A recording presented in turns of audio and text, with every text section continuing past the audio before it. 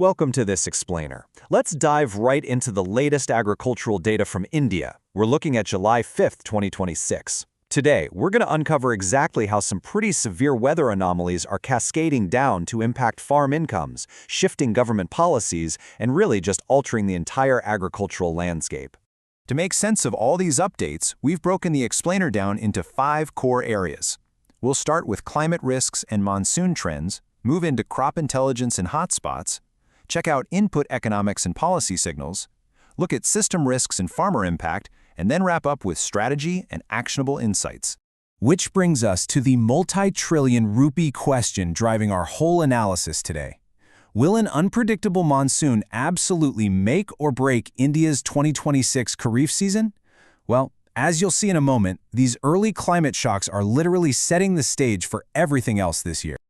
All right, let's jump straight into Section 1, Climate Risks and Monsoon Trends, specifically looking at the macro weather anomaly. Because let's face it, we have to start with the biggest uncontrollable variable of them all, the sky. Now take a look at this staggering number right here. We're talking about a 40% national rainfall deficit at the end of June. 40%. And, for Indian agriculture, June is absolutely critical. So this massive shortfall immediately compressed those optimal sowing windows, and it ramped up heat stress on nurseries and early sown crops across the entire country before the season even truly got underway. In July? Well, July isn't exactly bringing a balanced recovery. Instead, we're seeing extreme, highly uneven distribution. On one hand, we have intense rain, even flood alerts, pounding the central and west coast regions. But then, on the flip side, the northwest plains are just stuck facing this lingering pre-monsoon heat and high evapotranspiration. It's a tale of two extremes, and this drastic contrast is completely scrambling regional planting strategies. So what does this all mean? Well, this chart really highlights the structural climate risk we're facing. The Indian Meteorological Department is projecting an overwhelming 84% probability of below normal or deficient rainfall for the season. 84%! That leaves just a tiny 16% chance of normal to above normal rains. Let that sink in. This isn't just a slight delay, we are looking at a deep structural anomaly driven by those emerging El Niño risks. So how does all this macro weather translate to the literal ground reality? That brings us to Section 2, Crop Intelligence and Hotspots, or what I like to call sowing in the dirt. You can see right away that the sowing phase is still incredibly early and, frankly, pretty precarious. Our current Kharif coverage sits at just 84.6 lakh hectares. Now compare that to the massive 1,104.5 lakh hectare norm we'd usually expect to see. It's a huge gap. Because of these weather delays, planting has to accelerate sharply, like right now, if we're going to get anywhere near those normal targets. Let's contrast these two specific outcomes, because our regional hotspots are telling very different stories. Over on one side, irrigated zones like Punjab and Haryana, they've got a bit of a buffer thanks to canals, but they are facing much higher pumping costs just trying to fight off the heat. On the flip side, the rain-fed belts in Maharashtra and Madhya Pradesh, well, they're enjoying great soil moisture right now from the recent heavy rains, but they are totally rolling the dice on continued rainfall. They remain highly exposed to late-season dry spells come August. And when we look at specific crops, uneven rains put paddy right on a knife's edge. It absolutely requires stable July rain for transplanting. Meanwhile, oilseeds and pulses, they're facing an incredibly narrow, blink-and-you-miss-it planting window right now between late June and early July. Also notice sugarcane down here. While acreage looks near normal, it actually trails last year by about 4.8 lakh hectares. And that, of course, is going to create some significant downstream implications for the entire domestic sugar market. Okay, so when the climate acts up, policy steps in. Let's move into Section 3, Input Economics and Policy Signals, the Government Shield. Let's examine the economic and market signals being deployed to mitigate all these risks. Just look at this number, 1.71 trillion rupees. That is the 2026-27 fertilizer budget. It is a massive, and I mean massive, fiscal shield designed specifically to insulate our farmers from a wild 35% year-on-year jump in global fertilizer prices. Basically, the government is deploying this massive budget just to keep crucial inputs, things like DAP and NPK, affordable right at the farm gate. We're also seeing the government deploy a really clear diversification strategy here. Check out these aggressive minimum support price or MSP hikes. We've got plus 450 rupees for tur, plus 400 for urad, and a 7.1% hike for soybean. The goal? To actively pull farmers away from water-intensive crops in these highly uncertain conditions. But, the market reality is still pretty mixed. Some crop mandi prices, like chana, are hovering right near their MSP, while wheat is actually falling below.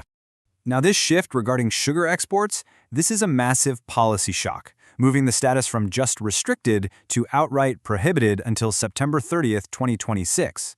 Basically, the government is building a wall. They're effectively ring-fencing our domestic supply against potential cane yield drops. They want to ensure supply and cool down inflation amid these El Niño risks before prices have a chance to spike.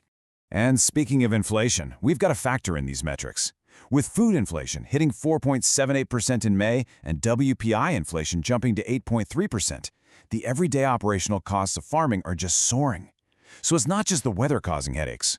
Rising crude and power costs are really squeezing the entire rural logistics network. If you're running a pump-dependent farm in a non-canal region, those elevated diesel costs are literally eating away your profit margins. So let's see how all of this builds into a systemic squeeze on the actual livelihoods of farmers on the ground. Moving to Section 4, System Risks and Farmer Impact, the squeeze on real incomes. The really crucial point here is the stark contrast in resilience. Our smallholders, they're bearing the absolute brunt of this risk. They are incredibly vulnerable to mid-season dry spells because they have virtually no irrigation backup. But in contrast, the large farmers, well, they can afford to hedge their bets. They've got bore wells, they can quickly pivot to alternative crops like mustard or pulses, and they can actually afford delayed marketing to just wait out bad prices. This quote hits the nail on the head. Farmers are stuck in an intense pressure cooker right now. They're being forced to essentially gamble on expensive inputs, having to lock in fertilizers and seeds within the next 2 to 3 weeks, long before they even know for sure if the monsoon is going to hold up through August. It is a crazy high-stakes balancing act between taking advantage of those subsidy-cushioned prices and just trying to survive extreme weather uncertainty. Okay, let's pull all this together and turn these complex macro risks into a strategic, actionable outlook for the rest of the season. We're at Section 5, Strategy and Actionable Insights, Mapping the Future. This timeline right here maps out the critical next 4 to 8 weeks. In early July, we've got an active monsoon in the central and west belts. But watch out, because by late July, that critical window to finalize sowing, it completely closes. This means we are looking at a very, very brief window of opportunity before those forecasted El Niño dry spells and rain deficits potentially slam us in August and September. So if you're a farmer operating on the ground right now, these 3 immediate steps are absolutely vital for survival in this wildly unpredictable season. Number 1, choose crops aligned with the new MSP hikes and moderate water needs. Think pulses and oilseeds. Number 2, time your sowing exactly with confirmed heavy rainfall spells. Don't just rely on forecasts right now. And number 3, lock in those subsidized fertilizers immediately before any further geopolitical price spikes hit the market. But hey, it's not just on the farmers. There are immediate actions for the broader ecosystem too. Agri-tech startups, you need to deploy monsoon-linked decision support and post-harvest price risk management tools right now to help farmers navigate this mess. And meanwhile, policymakers, you have a clear mandate here. You must align future subsidies with actual climate resilience and water efficiency, not just raw production volume. It's a whole system shift. I want to leave you with this final, provocative thought to ponder today. As severe climate volatility officially becomes our new baseline, how quickly can our agricultural systems actually transition from reactive policies to proactive resilience? Understanding these ripple effects from the weather to the farm gate to the policy desk, it is more critical now than it has ever been. Thank you so much for joining me for this explainer. I really hope this gave you a clear, actionable picture of the true state of the Kharif season.